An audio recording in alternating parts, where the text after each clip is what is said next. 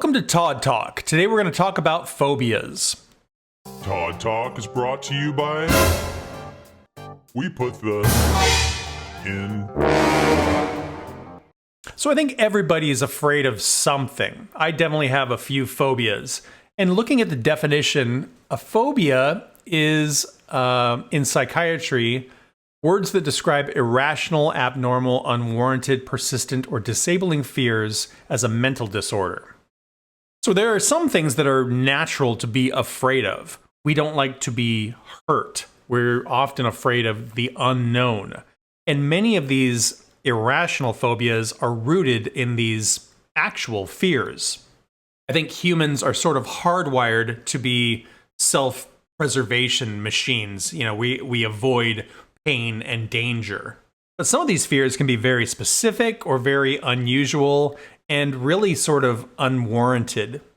You know, as an example, one thing that many people are afraid of is the dark. And generally speaking, in a modern society, there's nothing that can hurt you in the dark. But what is scary is that it is all unknown. You can't see what is actually there. And so the things that potentially could hurt you or that, you know, are actual dangers could be hidden in that darkness. And honestly, the things that I am afraid of are completely avoidable in a modern society by and large, and really not as unrational as some phobias can be. You know, some fears are very specific. For example, arachnophobia, fear of spiders. Most spiders aren't going to hurt you. They're probably more afraid of you than you are of them.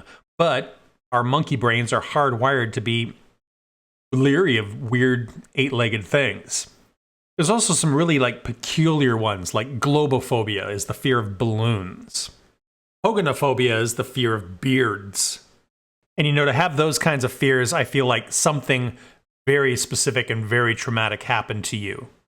There are other fears that get into more of like a dislike rather than an actual terror.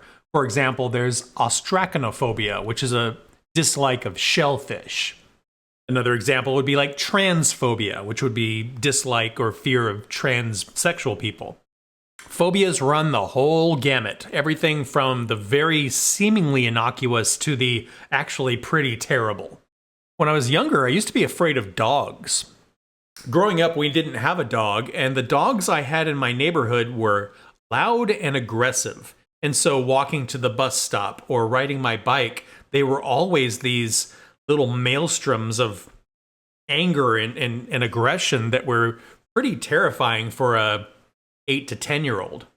Nowadays, I don't have any problem with dogs, and I think they're great, but it's those sorts of things that kind of are rooted sometimes in your childhood that develop into these kind of weird and bizarre phobias that you have later in life. So legitimately, I have 4 pretty severe phobias. Starting with the most common, I am very afraid of heights. And it's not specifically being at a high elevation. For example, I can fly in an airplane without much fear or problem, but it's edges or ledges. So, you know, observation towers, bridges, those sorts of things where the edge is sort of just like right there. That's really hard for me. I've been in a few situations, specifically hiking. There are a few hikes in the Pacific Northwest where you are really high up and the edge is very precarious. One example that comes to mind is Eagle Creek. It's a very tall, very sheer trail where they actually have bolted a cable into the wall so you have something to hold on to. There were parts of that were really hard for me to do. Another hike I did recently was Cape Lookout. Cape Lookout is this very big spit that pokes a couple of miles out into the Pacific Ocean. It sticks out so far that during World War II, an airplane crashed into it in some fog. And when you're hiking out Cape Lookout, you are right on the edge of this spit, and it's a couple hundred feet straight down to the Pacific Ocean. There's a few parts that are just really terrifying. And when I end up in those situations where the edge is kind of right there, I will get this sensation that, A, I can't trust my feet. that if I pick up one of my feet, I might fall. I can't depend on my other foot to keep me steady. And so I will just kind of freeze sometimes, or I will just sort of crouch and touch the ground. I've been in a few other situations. There was a hike on the Columbia River Gorge called Hamilton Mountain. And there is a portion where you're doing this zigzag back and forth up the face of this mountain. And at one point, it zigged, but I didn't notice. And there was sort of a little rabbit trail that I just kept following for a few moments. And then I realized I was literally just on the edge of the world. It was so far down, and I, again, just froze. There was nowhere for me to go this way, and hundreds of feet down in that direction. Typically what happens in these situations is I just freeze and sort of get out of my mind, and then find the wherewithal to reposition my feet and get myself back out of that. But in the moment, it is absolutely terrifying. There's another moment I remember from my mid-20s where I went to watch fireworks with some friends, and we were sitting on the Willamette River in Portland, Oregon, and one of my friends just sort of hopped up on the railing of the bridge to watch. And if they leaned back, it was, 100 feet down to the river, and it was just so awful for me to see them there, because I knew that if I was there, I don't know that I would trust myself not to fall off. There's this weird thing that there's a French term for, and it translates roughly to the call of the void. And it is this feeling that the edge is sort of pulling you towards it. It's very unsettling. And there are certain places where it's not even that high. Like when you're at a shopping mall and you're on the second floor, and you're near the edge, and it's just this sort of false gravity that makes you want to err in that direction. And so it's this icky feeling of not wanting to be near the edge. Similarly, if you're on the roof of a house, it's only 10 feet up to the gutters, but when you are close to that edge, it feels like it's sort of pulling you off. Anyway, fear of heights, it's a very real thing for me, and it's awful. Besides the hiking, there's been a few times where I have faced it. I went to the top of the Willis Tower or the Sears Tower in Chicago. They have an observation deck that's 103 stories off the street, and it's just glass. So you can step out on this piece of glass over Chicago. And I did it. I took a step out, took a picture of my feet, but man, it just took everything that I had to step out there. It just goes against every fiber of your being. It just feels so wrong. So the other thing I'm kind of afraid of is open water. I don't mind being in a swimming pool or a bathtub or that sort of thing.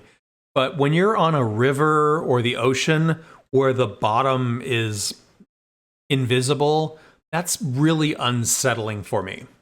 Part of it is just that there's this void that could swallow you up and you would be gone forever. And the other thing is there could be things down there that are much scarier and bigger than you are.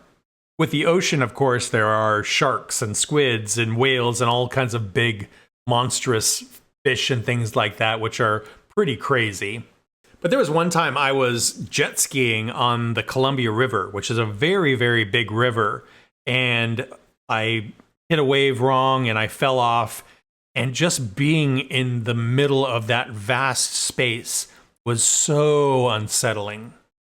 So yeah, I've never been on a sailboat or a cruise or anything like that. I don't know that I would ever rule it out, but I think I would have a hard time with some of that. My other two phobias are a little less extreme and a little bit more weird. So one thing I'm afraid of is fish hooks. It's not that I'm afraid of everything sharp. Sharp things are scary in their own right in that they are potentially dangerous and deserve a little bit of respect. So, a kitchen knife or a pocket knife, you are appropriate and careful with it. But fish hooks are weird in that they're barbed. So if you do poke yourself, the only way to get it out is to continue to push it through. You can't pull it back out. And just that fact I find really, really unnerving. Unlike a knife, they don't have a handle or a flat part to really hold on to. So they are just this precarious danger point that you hold on to. And I just find that really, really icky. So the last phobia I have is not something that is dangerous or scary, but it just invokes a really severe reaction in me. I've always felt it, and then I found out it had a name, and I discovered other people have this too, and it's something called trypophobia. Basically, trypophobia is just a fear of holes or patterns with holes in them.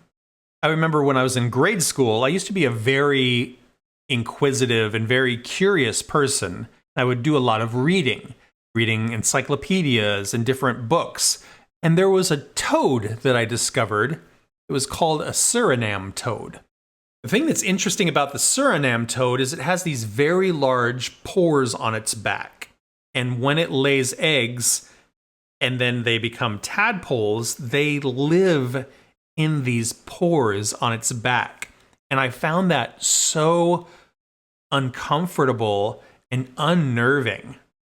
And since then, there are other patterns and textures like that that are just really, really aversive, really disgusting for me to look at.